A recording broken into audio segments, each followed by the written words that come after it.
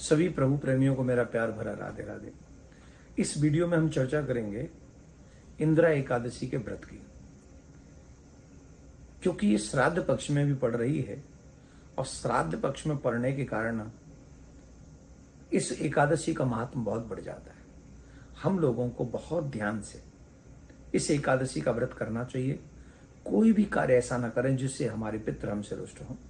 और इस समय बहुत बड़ी बात कि कई लोगों को यह सामंजस्य रहता है कि इस एकादशी के दिन हम लोग अपने पितरों का श्राद्ध कर सकते हैं अथवा नहीं कर सकते।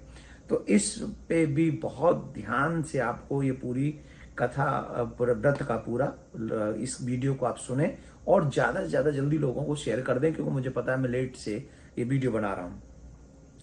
अश्विन मास के कृष्ण पक्ष की एकादशी का नाम है इंदिरा एकादशी। पितृपक्ष में आने के कारण इस एकादशी का महात्म और भी ज्यादा बढ़ जाता है। धर्मराज युधिष्ठिर ने जब भगवान श्री कृष्ण से इस एकादशी के विषय में पूछा, तब भगवान श्री कृष्ण ने इस इंदिरा एकादशी के व्रत को करने से कितना बड़ा मनुष्य को पुण्य मिलता है इसके विषय में बताया था। और उन्होंने कहा था कि जो भी मनुष्य इंदिरा एकादशी का व्रत करता है उसे एक एकादशी का व्रत नहीं बल्कि कई यज्ञों के व्रत करने का यज्ञ करने का फल उसको प्राप्त हो जाता है।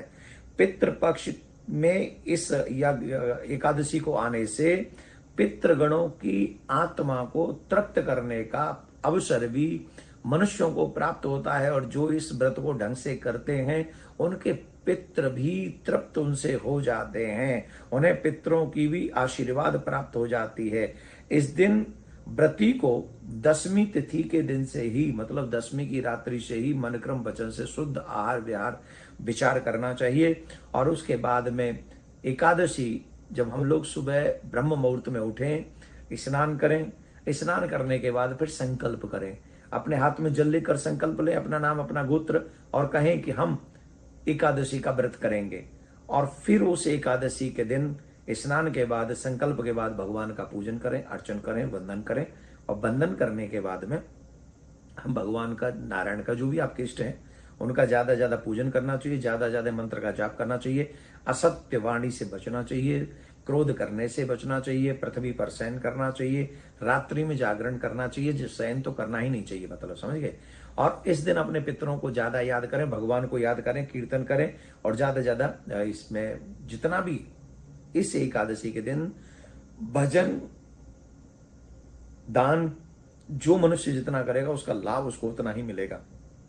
अब एक और बात बता देता हूं मैं कि एकादशी के दिन पड़ने वाला श्राद्ध क्या एकादशी के दिन करना चाहिए। तो शास्त्रों में ऐसा लिखा है, पद्म पुराण इत्यादि में, कि एकादशी के दिन कभी भी श्राद्ध नहीं करना चाहिए। जो एकादशी के दिन श्राद्ध करता है वो तीनों नरक में जाते हैं। तीन कौन? श्राद्ध करने वाला, श्राद्ध खाने वाला, और जिसका नाम से श्राद्ध किया जा रहा है वो। तो ये तीनों ही नरक में जाएंगे। इसका मतलब है एकादशी का श्राद्ध द्वादशी के दिन करना चाहिए, कभी भी एकादशी के दिन, क्योंकि अन्नदान मना है। व्रत करोगे एकादशी का व्रत में अन्न तो खिला नहीं सकते, और बिना अन्न के वो श्राद्ध लगेगा नहीं। तो तीनों को नरक में जाना पड़ेगा। इसके लिए बहुत सावधानी रखें कि एकादशी के दिन हम श्राद्ध न करें, और श्राद्ध द्वादशी के दिन उनके नाम से हम लोग कर सकते हैं, करना ही चाहिए। इस दिन एक और काम करना चाहिए। इंदिरा एकादशी के दिन हम सबको हमारे आसपास में जो पीपल हो वहां तिल के तेल का दीपक जलाना चाहिए, और तिल के तेल का दीपक जलाकर 11 परिक्रमा करनी चाहिए।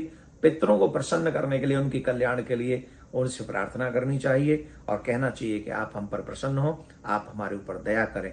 इस उपाय को करने से आपके पितृ भी आप पर प्रसन्न होंगे। इस वीडियो को आप लोग ध्यान से सुने। भगवान श्री कृष्ण के बताए हुए इस एकादशी महात्म का बहुत बड़ा फल है। पितरों को प्रसन्न करने का भी बहुत बड़ा फल है। इस दिन जितना भी दान पुण्य हो सके अपने पितरों के नाम से करें, जिससे आपके पितृ आप पर प्रसन्न हो और आपको आशीर्वाद देते हुए जाए। बहुत बहुत धन्यवाद। राधे राधे।